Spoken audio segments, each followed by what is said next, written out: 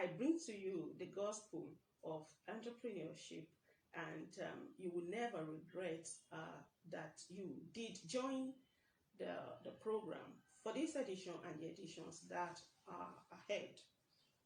Now, please, we would want SMS only. Maybe when we have taken 3 episodes, the fourth episodes may be to pick some of your messages at random and respond to them in an edition.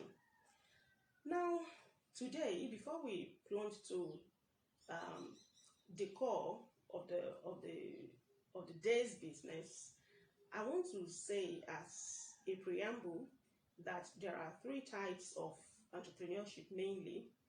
Uh, the first one is indirect entrepreneurship. You do not like to be a businessman, or you do not like to be a businesswoman.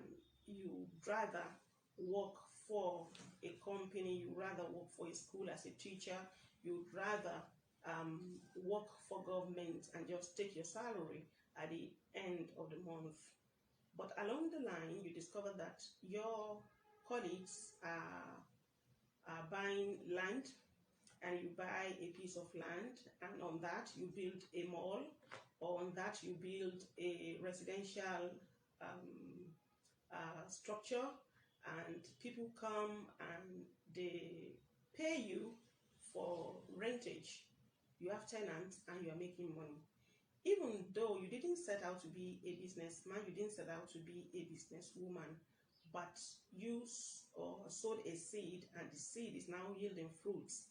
Uh, you are already an entrepreneur, even without your knowledge, even without knowing. For instance, you are involved in an issue, and someone says, please quit that. And you say, no, I can't quit this because this is my business. So what business are you referring to? It goes to show us that everything in life is somebody's business. And what is your business may not be another person's business. What is another person's business may not be your business.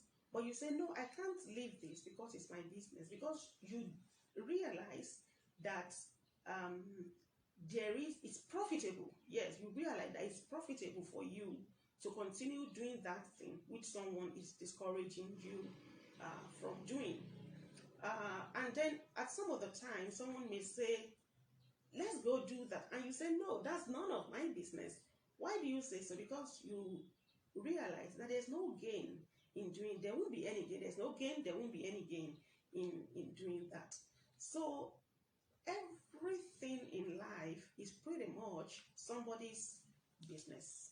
So there are times that we do things that just do not appear as business immediately, but they're actually business when we think deeper.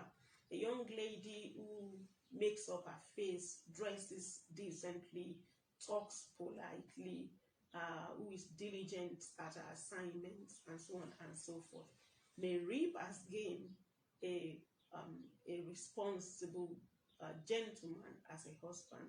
And a woman who trains her children, feeds them right, educates them right, give them home etiquette, may also reap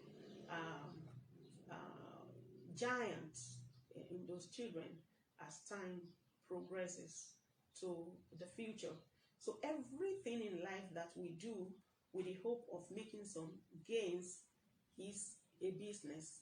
But many times we do things like that without knowing that we are already into business. So that is indirect entrepreneurship. The care, the care, the counseling, the support that you give your children are actually investments that will yield fruits in the future.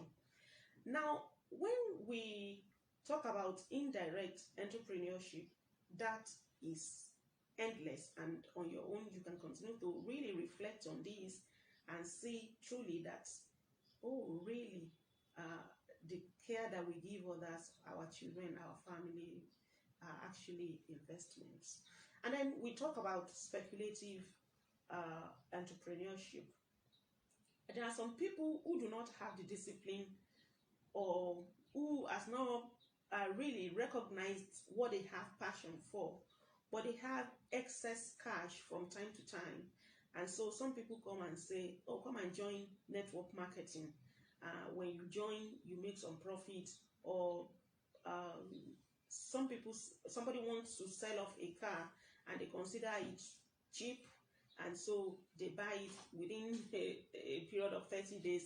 They have sold it off with a markup, and so on and so forth. There are so many people, so many things that you can invest your excess cash into, and then you make some profits and you are happy that you are in business.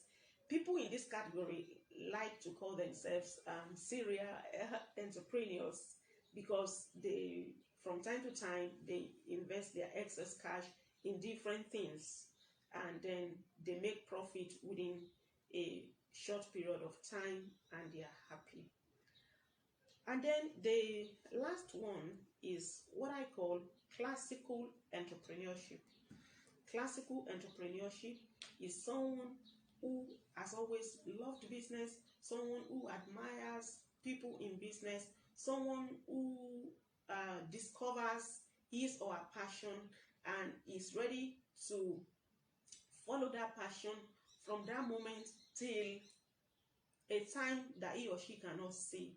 This is classical entrepreneurship. This is original entrepreneurship. This is real entrepreneurship.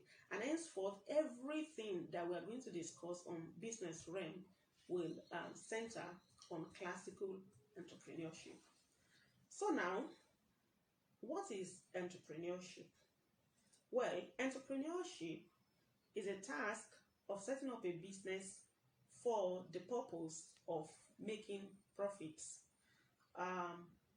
You have 20 naira and you invest that in a business initiative, in a business idea, and you labor to ensure that the 20 naira does not become 19 naira. Rather, you grow the 20 naira from being 20 naira to becoming 25 naira, 30 naira, 50 naira, 100 naira. It could even become anything. And to tell you, to show you that possibility, I suggest that you read the stories of people like Aliko Dangote. You read the stories of people like Mike Adenuga, Chief Abdul Razak Akoni Okoya. You see where they are coming from, and you see where they are today. You will realize that your 10 kobo can become zillion, zillion naira, zillion dollar, or zillion yen. There's no end to what the token seed that you started with can become when you are truly committed to your entrepreneurial calling, to your entrepreneurial assignments.